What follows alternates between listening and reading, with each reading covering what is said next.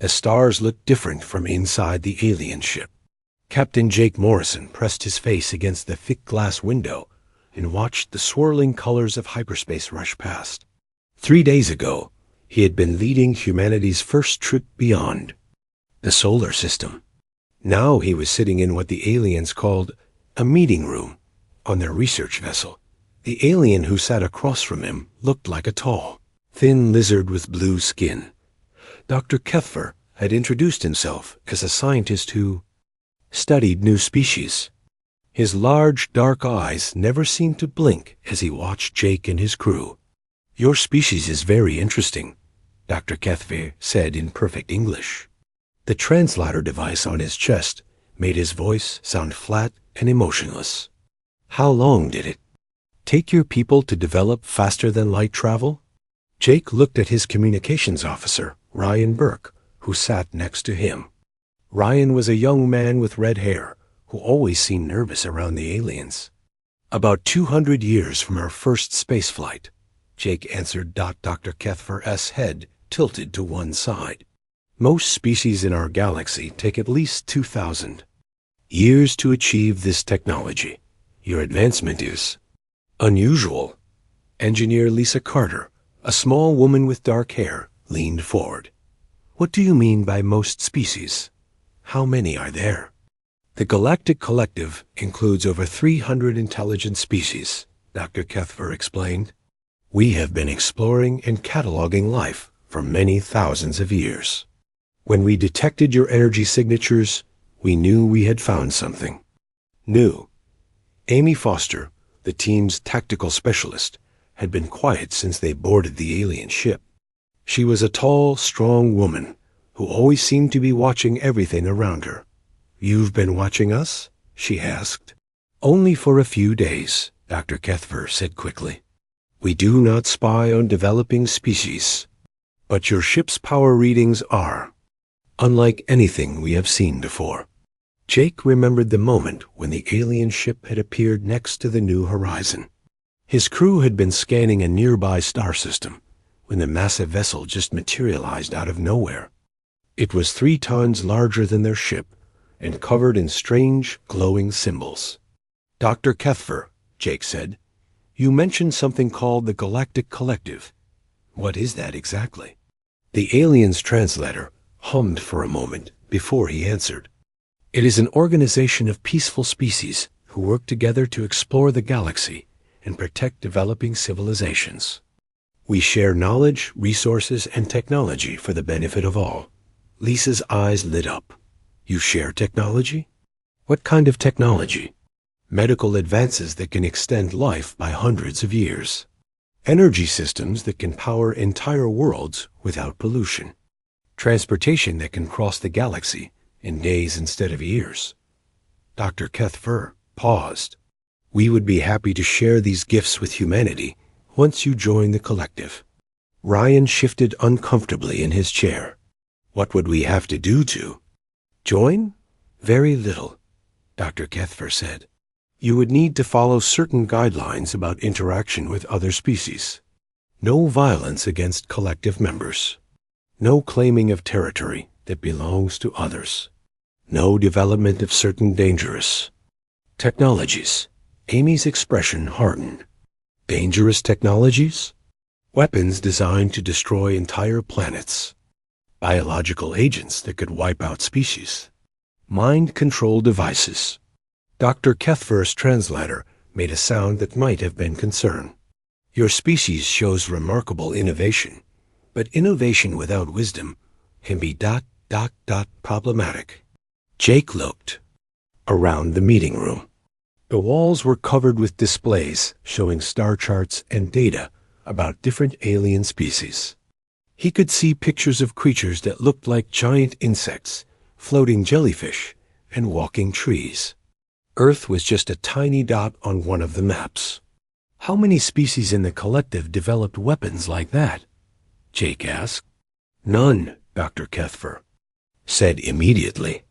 "Most species develop technology for exploration, medicine, and improving life. Very few create weapons beyond what is needed for basic defense." Amy frowned. Basic defense against what? Dr. Kethver was quiet for a long time. When he spoke again, his voice was softer.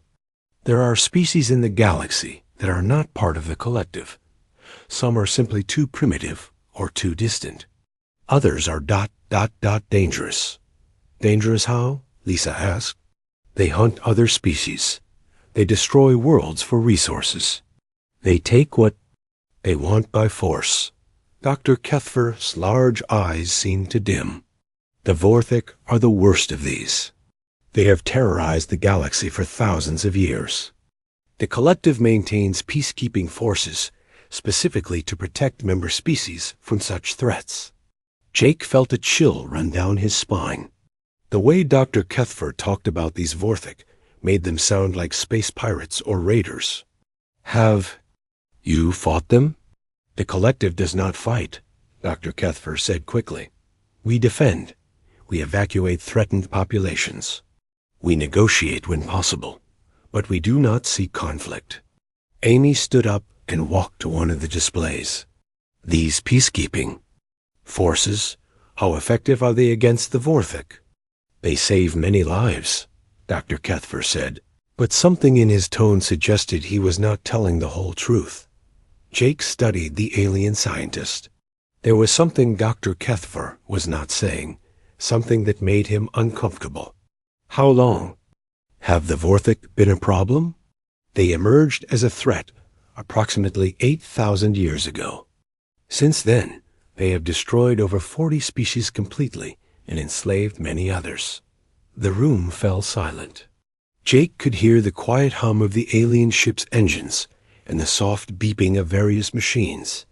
40 species destroyed. The number was almost impossible to understand. Dr. Kethver, Jake said slowly, are you saying that in 8,000 years, no one has been able to stop these Vorthik? The alien's head tilted again. Stop them? I do not understand. They are a force of nature, like a storm or an earthquake. One does not stop such things. One survives them.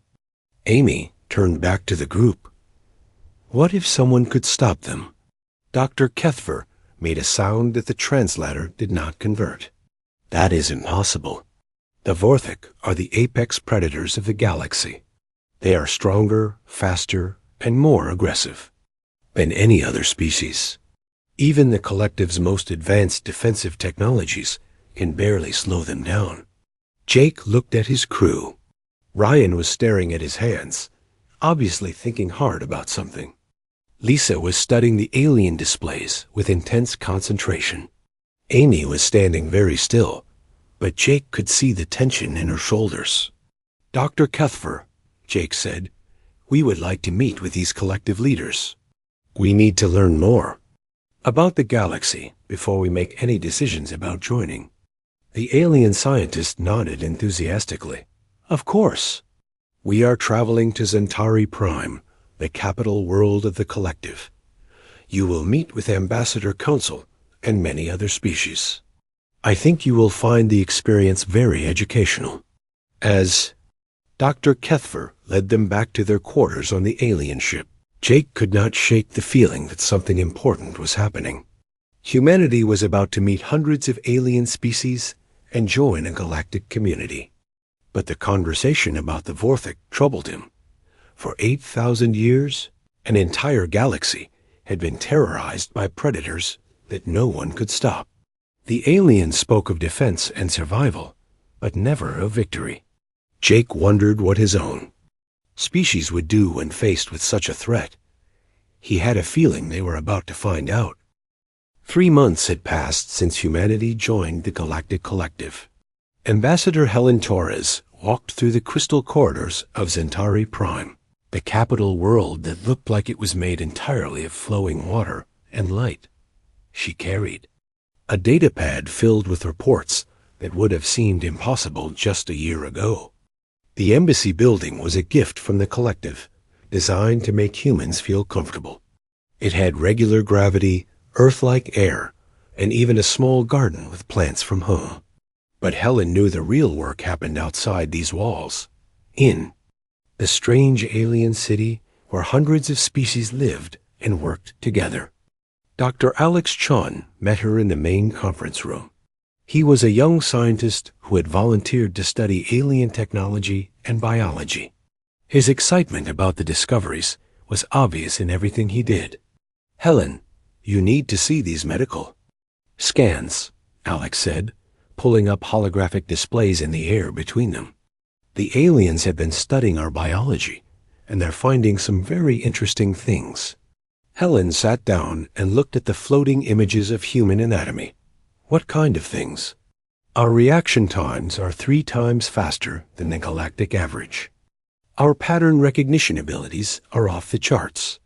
And our threat assessment capabilities." Alex paused. "Helen, we process dangerous situations faster than any species they've ever encountered. Is that good or bad?"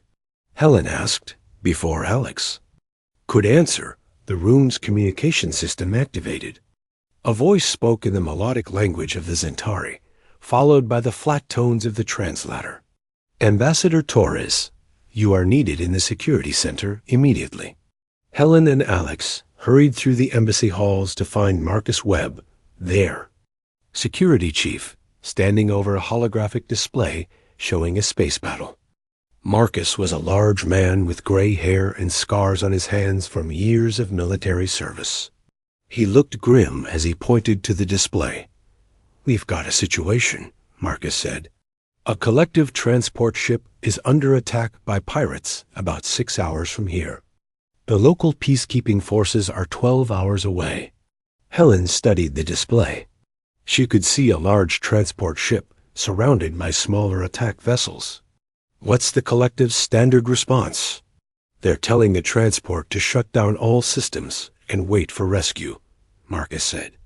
"The pirates will take whatever they want and leave." "And the crew?" Marcus's expression darkened. "Sometimes the pirates take crew members as slaves. Sometimes they don't leave witnesses." Alex looked at the display with confusion. "Why don't they fight back?" "That transport ship is huge compared to those attack vessels." "Because the collective doesn't fight," Marcus said. "Their ships are designed for exploration and transport, not combat. They rely entirely on their peacekeeping forces for protection." Helen felt something cold settle in her stomach. "How many people are on that transport?" 300, Marcus answered. "Mostly scientists and their families heading to a research station."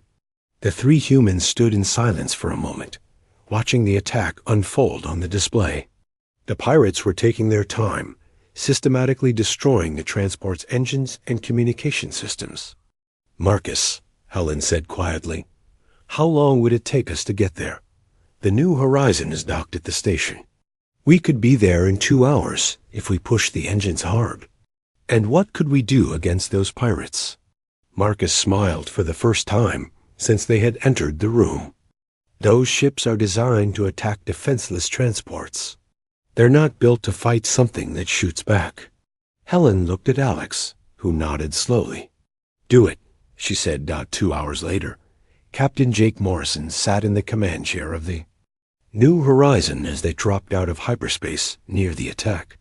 The transport ship was badly damaged, drifting without power while the pirate vessels continued to strip it of valuable cargo. 5 attack ships, reported Amy Foster from the tactical station.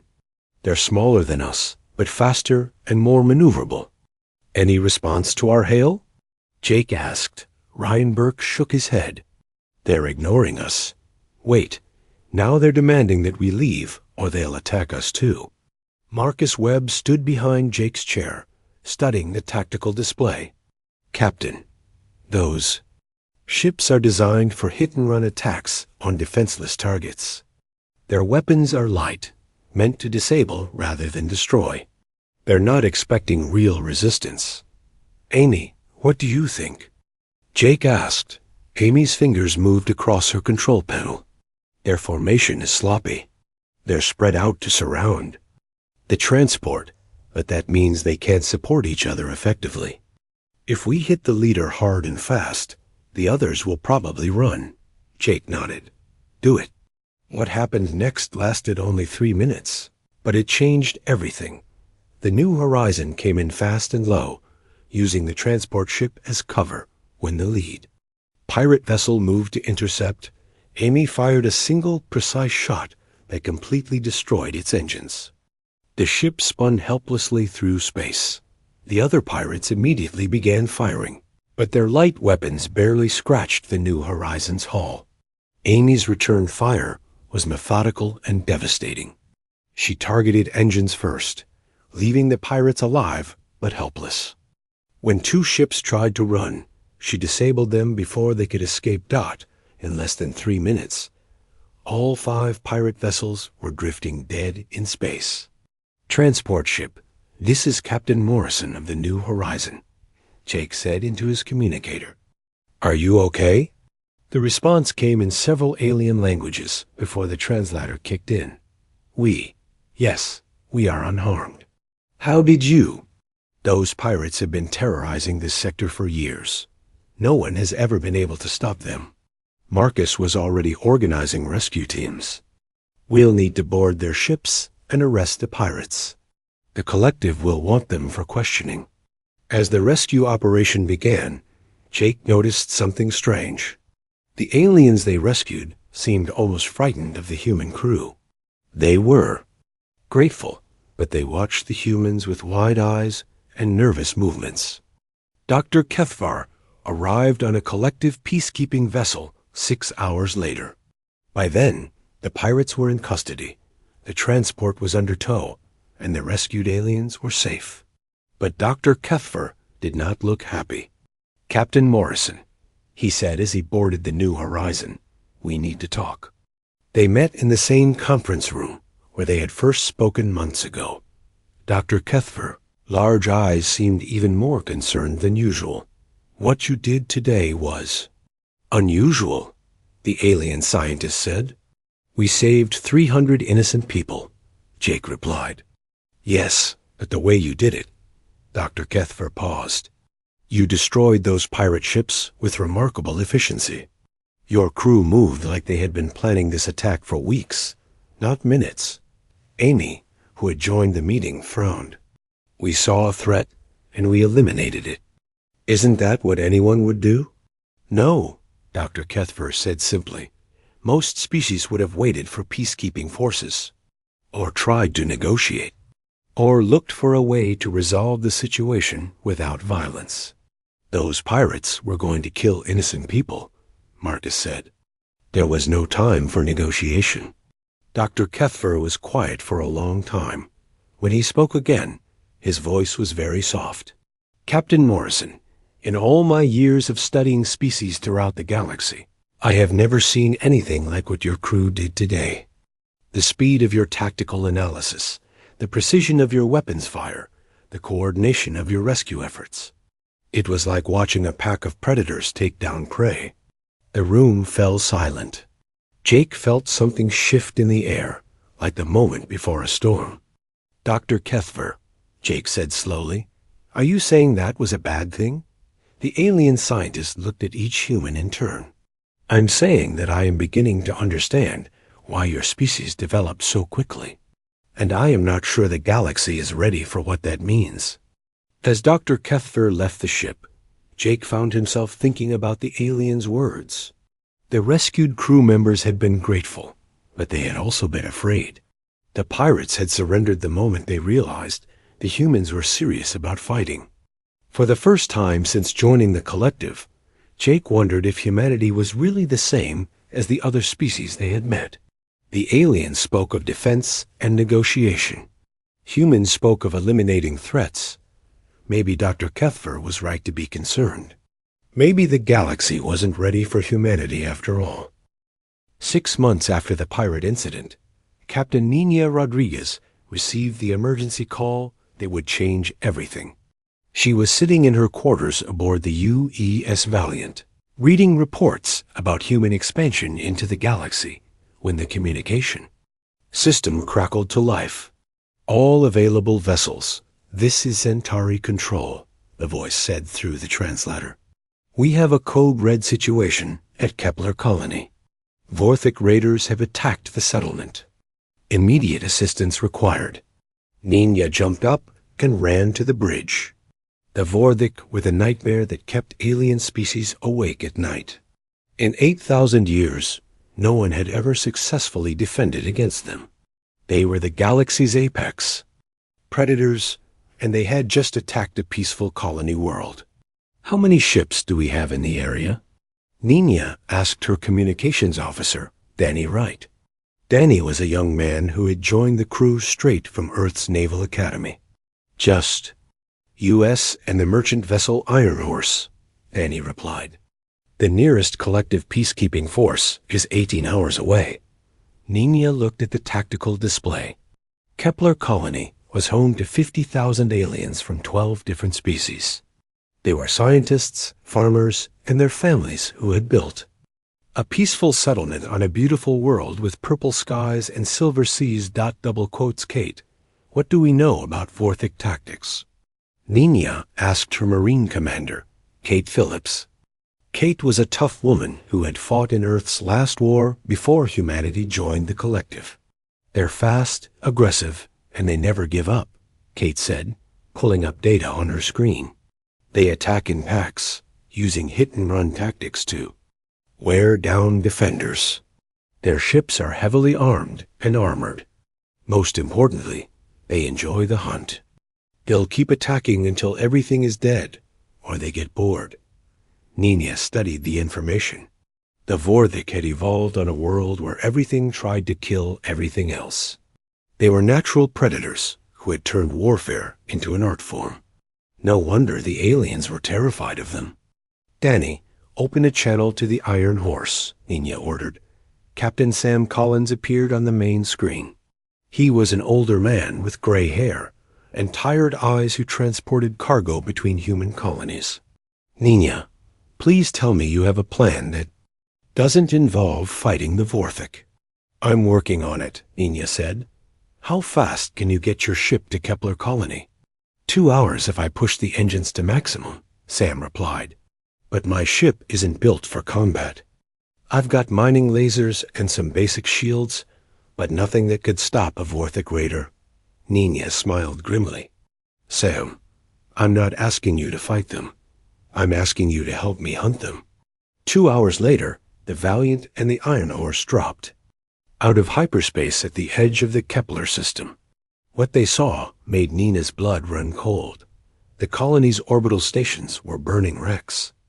3 Vorthik ships were in low orbit around the planet, systematically destroying anything that moved on the surface. A 4th ship was landing near the main settlement, probably to take prisoners. "They're not just raiding," Kate said, studying the sensor readings. "They're playing with the colonists. Look at the pattern of destruction. They could have wiped out the colony in minutes, but they're taking their time." Nina felt something dark and angry stirring in her chest. She had read the reports about Vorthik raids. They didn't just kill their victims quickly. They hunted them for sport, making the terror last as long as possible. "Danny, scan those Vorthik ships. I want to know everything about their weapons, shields, and movement patterns." "Captain," Danny said after a few minutes, "their ships are powerful, but they're operating independently. No coordination between vessels. Each captain seems to be running his own hunt." Nina nodded.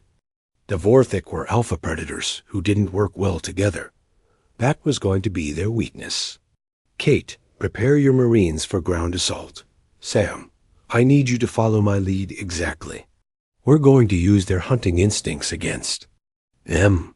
What happened next became known throughout the galaxy as the Kepler Massacre, though not for the reasons anyone expected. Nina divided the Vorthik pack by targeting the ship in orbit farthest from the others. The Valiant came in fast and low, using the planet's gravity well to mask their approach. When they opened fire, it wasn't the careful, defensive shooting typical of galactic warfare. Human weapons had been designed by a species that understood the concept of overwhelming force. The Valiant's railguns punched through the Vorthik ship's shields like they were made of paper. The alien vessel exploded in seconds. The other Vorthic ships immediately abandoned their hunt to chase this new threat. But Nina was already gone. Using tactics her species had perfected over thousands of years of warfare. "They're following us toward the asteroid belt," Annie reported. "Just like you predicted." "Perfect," Nina said. "Sam, are you ready?" On the Iron Horse, Captain Collins watched his modified mining lasers come online. "Ready as I'll ever be." The trap was simple and devastating. Nina led the pursuing Vorthic ships into the asteroid field, where Sam was waiting with his cargo. Ship hidden among the rocks. When the raiders passed his position, Sam's mining lasers cut their engines to pieces, but Nina wasn't finished. As the crippled Vorthic ships drifted helplessly, she opened communication channels to their commanders. "This is Captain Rodriguez of the human vessel Valiant," she said.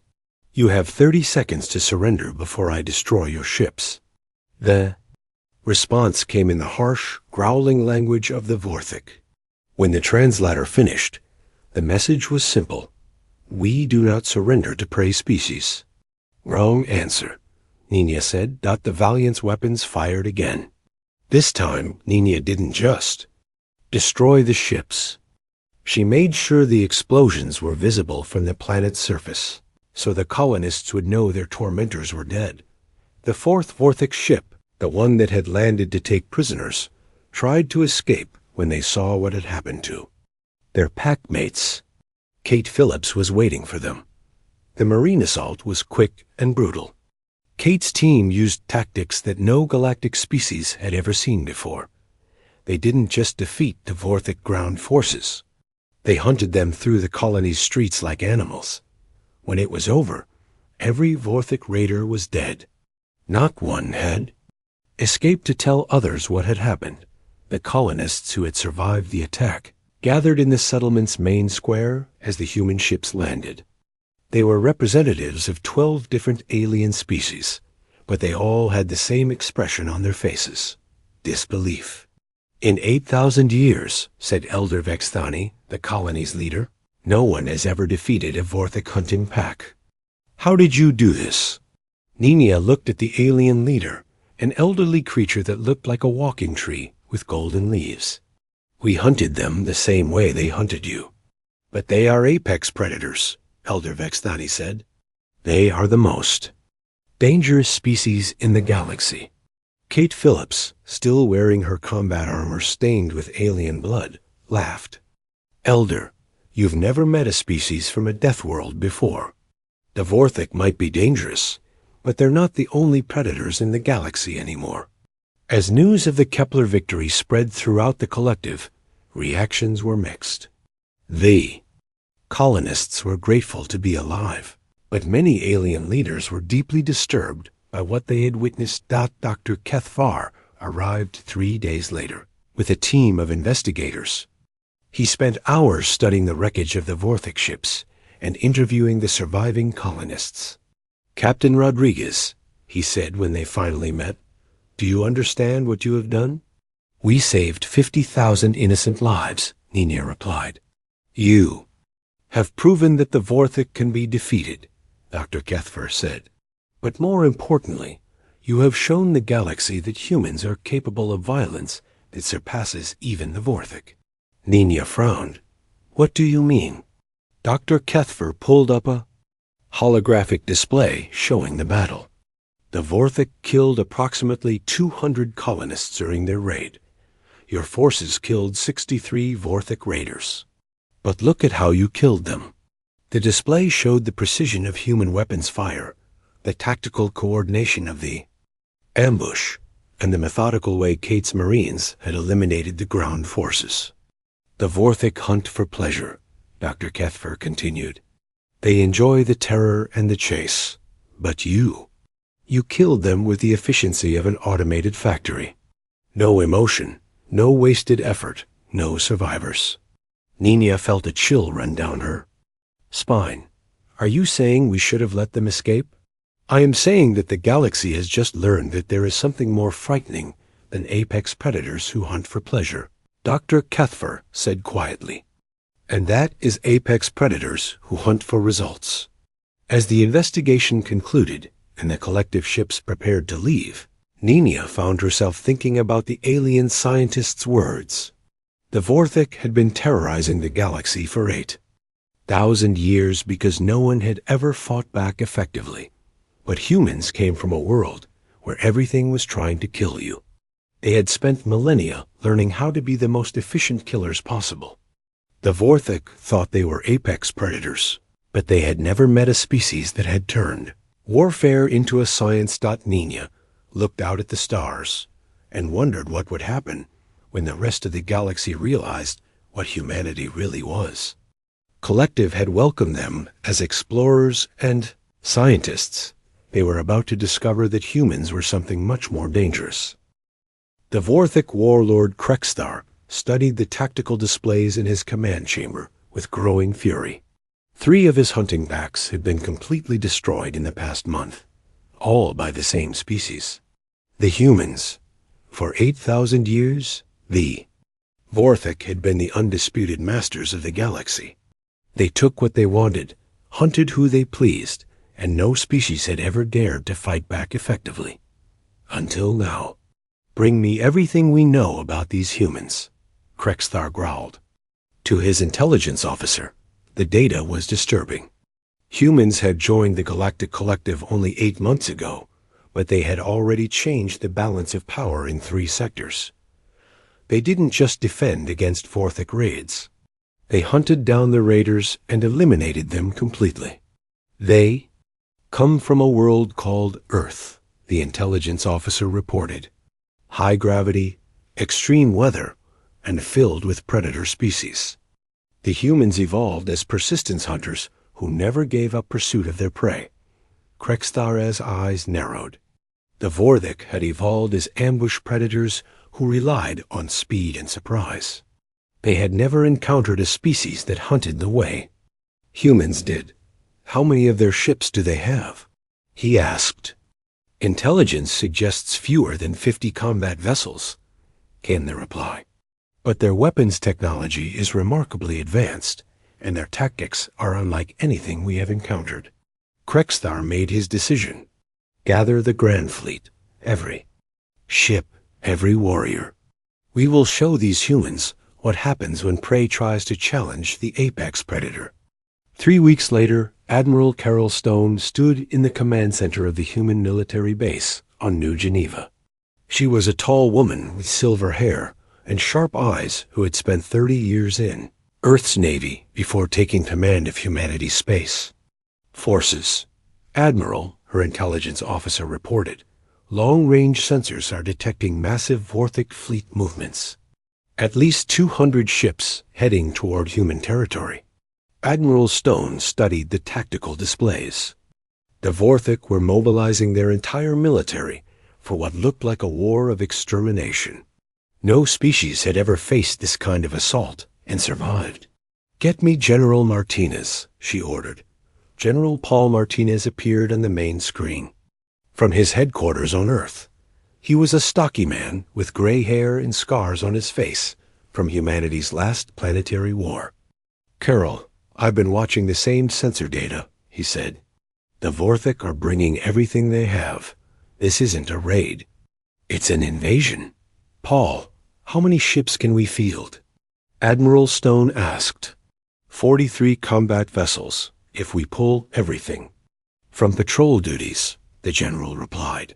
We're outnumbered 5 to 1. Admiral Stone smiled grimly. Then we'll have to make sure we're 5 times better than they are. The Emergency Council meeting took place on Zentari Prime, with representatives from every major species in the collective. The mood was grim as alien leaders discussed humanity's situation. The Vorthik have never deployed their entire fleet. Before, Chancellor Vexthani said, her tree-like form swaying with worry. When they arrive in human space, they will destroy everything they find. Ambassador Helen Torres sat at the human delegation table, listening to the aliens discuss evacuation plans and refugee settlements. Finally, she stood up. With respect, Chancellor, you're assuming we're going to lose. The room fell silent. Chancellor. Vexthani's golden leaves rustled. Ambassador Torres, no species has ever survived a full Vorthic assault. The wise course is to evacuate human colonies and hope that scattered survivors can rebuild elsewhere. The humans at Kepler Colony didn't evacuate, Helen said calmly. They fought back and won. That was one hunting pack, protested Dr. Kethfer. This is their entire military. Over 200 of their most advanced warships. Helen looked around the room at the alien faces staring at her. Some showed pity, others showed fear, but none showed confidence in humanity's chances. Dr. Kethfor, you've been studying our species for months. What have you learned about human warfare? The alien scientist was quiet for a long moment. Your species approaches conflict differently than any other we have encountered. You treat warfare as a science to be perfected, rather than a last resort to be avoided. And what does that mean for this situation? Helen asked. Dr. Kethfer's large eyes seemed to dim. It means the galaxy is about to witness something that has never happened before. The question is whether anyone will survive to remember it. Admiral. Stone's fleet assembled at the edge of human space, where the first colonies had been established. The ships were spread across 3 star systems, using human military doctrine that the aliens had never seen before. Captain Nia Rodriguez commanded the advanced scout force aboard the UE's Retribution. Her job was to gather intelligence on Vorthic, fleet movements, and relay that information to the main force. Admiral, Nina reported over the communication link. Vorthic fleet has entered Sector 7. They're moving in the traditional formation, dominant alpha ship in the center. Hunting packs spread in a wide net. Understood, Admiral Stone replied. From her flagship, the UE's Relentless. Are they taking the bait? Nina smiled. They're heading straight for the Proxima colony, just like we predicted. They think they're hunting defenseless civilians. Captain Ben Torres commanded the defense force at Proxima, but the colony had been secretly evacuated weeks ago. Instead of civilians, his ships waited in hiding among the asteroids and debris of the system's outer edge. All ships, prepare for Operation Mousetrap, Admiral Stone commanded. What followed was unlike any battle the galaxy had ever seen. The Vorthic fleet arrived at Proxima expecting to find a terrified human colony. Instead, they found an empty system, with no defenders in sight. As they spread out to search for targets, the trap closed around them. Human ships emerged from asteroid fields, gas clouds, and the shadows of planets.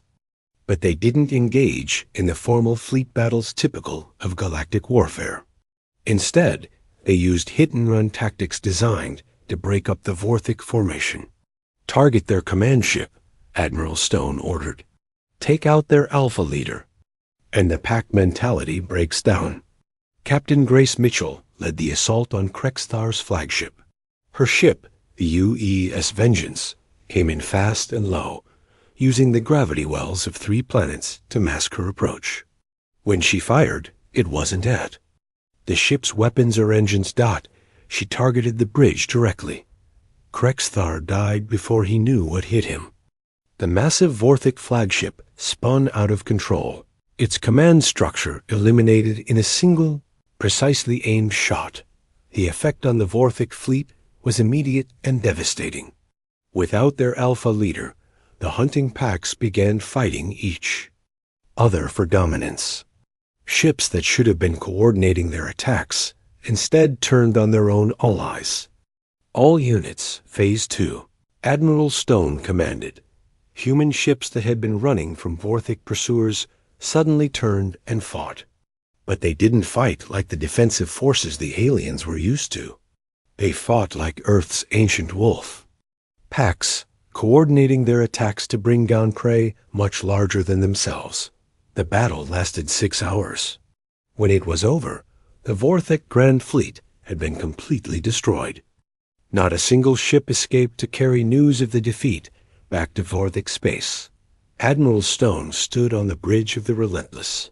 Looking at the tactical display, showing the wreckage of 200 alien warships. Her own losses were remarkably light, only 3 ships destroyed and 12 damaged. "Admiral," her communications officer reported, "we're receiving transmissions from collective monitoring stations throughout the galaxy." They all recorded the battle. Admiral Stone nodded. "Put me through to Centauri Prime." Chancellor Vexthani appeared on the main screen, her golden leaves trembling. "Admiral Stone, our sensors show that the Vorthek fleet has been ... eliminated." "That's correct, Chancellor. The threat to human colonies has been neutralized." "In 8,000 years," Chancellor Vexthani said slowly, "no species has ever defeated the Vorthek in direct combat. How did you accomplish this?" Admiral Stone looked at the alien leader with eyes that had seen too much warfare. "Chancellor, the Vorthek made a mistake. They assumed we were like the other species in your collective, peaceful explorers who would run when threatened. And you are not. We come from a world where everything tried to kill us for millions of years." Admiral Stone said, "We didn't evolve to be peaceful. We evolved to be the thing that kills everything else." The communication channel closed, leaving Admiral Stone alone with her thoughts. Around her, human ships began the process of cleanup and recovery. But she knew this victory was just the beginning. A galaxy had just learned that the age of Vorthek dominance was over. Now they would discover what it meant to have humans as the new apex predators. And unlike the Vorthek, humans didn't hunt for pleasure. They hunted to win. 1 year after the destruction of the Vorthek Grand Fleet, the galaxy had changed completely. Admiral Jake Morrison stood on the observation deck of the human command station orbiting Centauri Prime, watching alien ships arrive for what would be the most important meeting in galactic history. The station was massive, built with a combination of human engineering and alien technology. It served as the headquarters for what the galaxy now called the Human Protection Authority, though Jake knew most aliens had different names for it, not all of them polite. Admiral, his aide, Captain Lisa Park, approached with a datapad. "The representatives from the Outer Rim territories have arrived. That makes all 47 sectors present for the conference." Jake nodded, studying the list of attendees. Every major species in the galaxy had sent delegates, but he noticed that many of them were different from the ones who had welcomed humanity just 18 months ago. The old leadership had been replaced by individuals who understood the new reality. "Any word from the exploration fleets?" Jake asked. "Admiral Collins reports successful contact with 3 new species in the Andromeda approach vector," Lisa replied.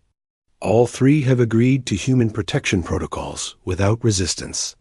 Jake smiled grimly.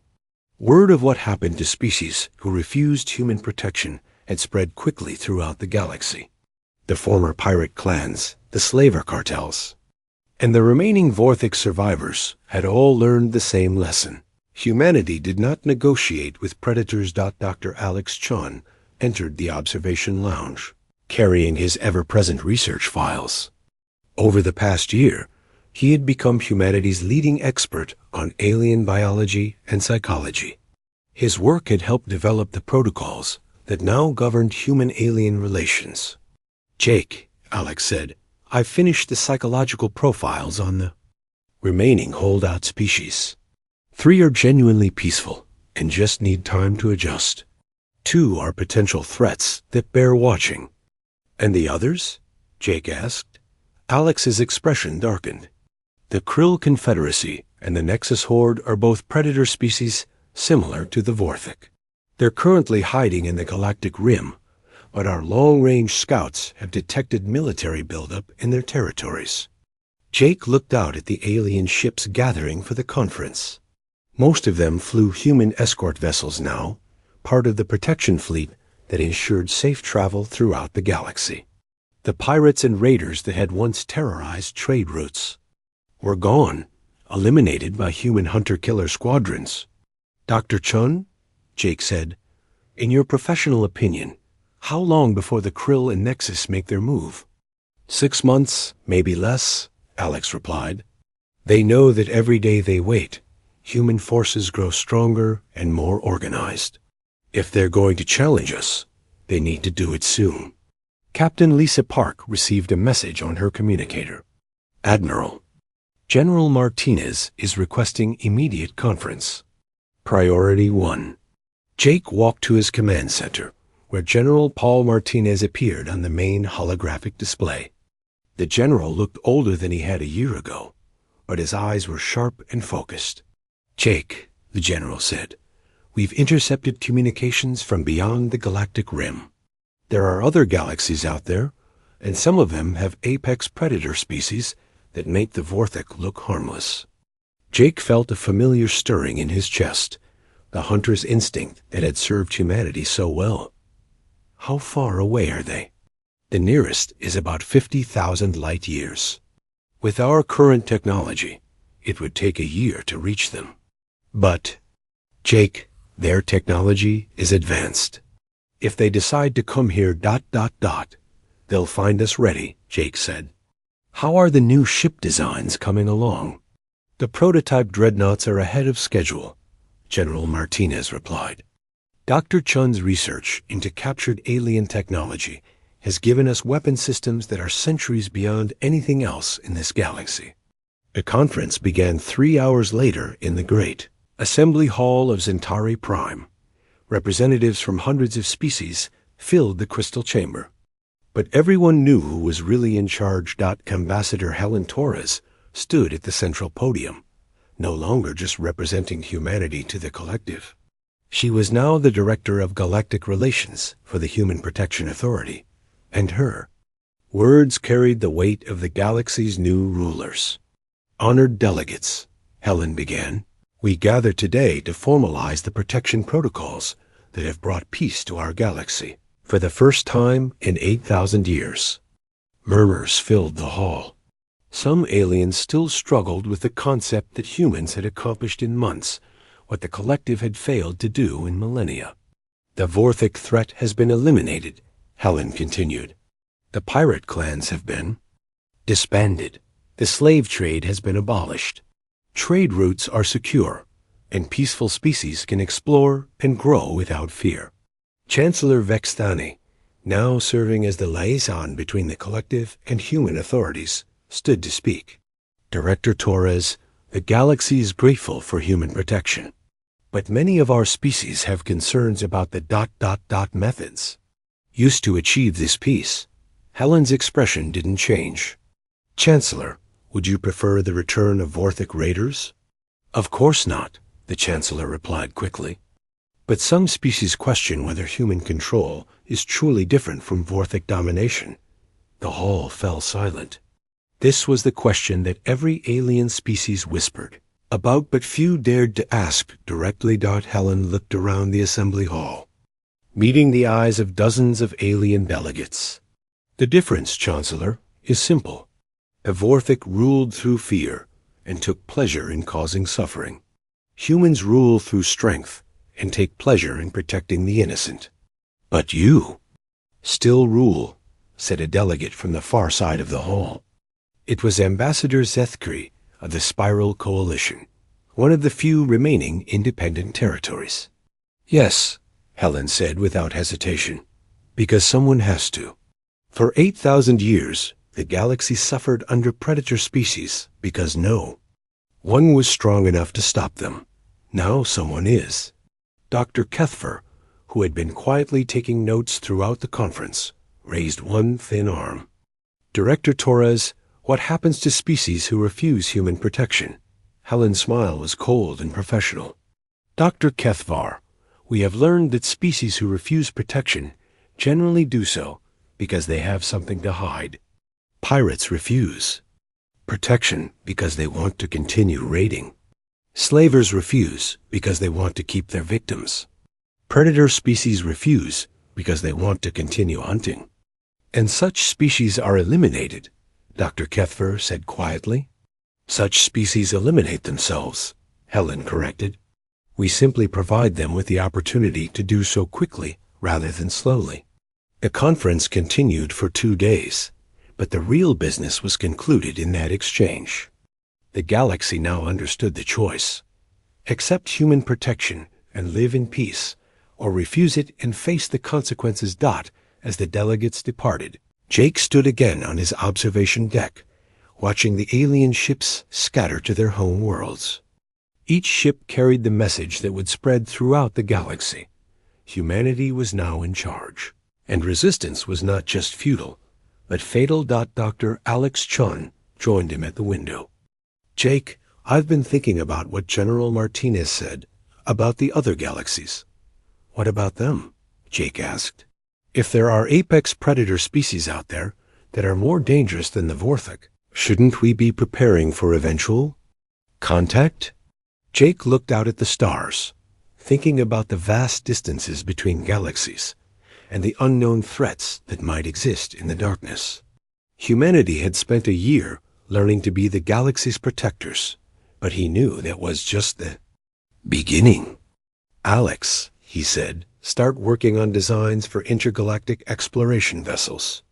If there are predators out there, I want to meet them before they decide to visit us. And if they're too dangerous to negotiate with? Alex asked, Jake's expression hardened. Then we'll do what we've always done. We'll hunt them down and eliminate the threat. As night fell over Centauri Prime, Jake received his final report of the day. Long-range scouts had made contact with 3 more species in distant sectors. 2 had immediately requested human protection. The 3rd had fired on the scout ship and declared war on humanity. Jake smiled and sent orders to the nearest human battle group. By morning, there would be only 2 new species to add to the protection roster. The galaxy had new hunters now, and they were very good at their job. In his private quarters, Dr. Kethfer updated his research files with the day's observations. His final entry read, Human expansion continues at an unprecedented rate. All major predator threats have been eliminated or contained. Galaxy shows remarkable stability under human administration. Note: humans show increasing interest in extragalactic exploration. Recommend monitoring of intergalactic communication frequencies for signs of external contact. He paused before adding his personal assessment. The galaxy traded 8,000 years of chaos under the Vorthok for what appears to be permanent order under humanity. Whether this represents evolution or extinction for galactic civilization remains to be determined. What is certain is that the age of human dominance has only just begun. Outside his window, human patrol ships moved between the stars, keeping watch over a galaxy that was finally, truly safe. The hunters had found their territory, and they intended to keep it.